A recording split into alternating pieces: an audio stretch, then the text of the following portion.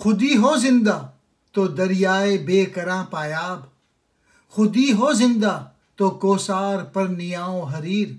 खुदी कहते हैं अपनी छिपी हुई सलाहियतों को जानना। दरियाए बेकरां वो समंदर जिसका कोई किनारा ना हो।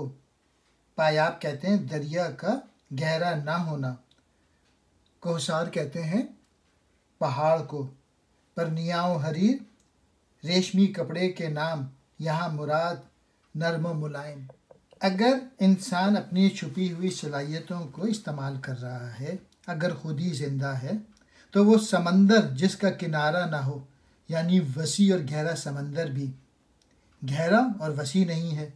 खुदी ही की बदौलत कोहसार यानी पत्थर भी रेशम की तरह नर्म मुलायम हो जाते हैं। तरबियत से ऐसी सख्त कोशी की आदत पैदा हो जाती है कि किसी मुश्किल को मुश्किल नहीं समझा जाता। सूरह कहफ में मूसा अलैहिस्सलाम के अज़्म सख्त कोशी का जिक्र आता है।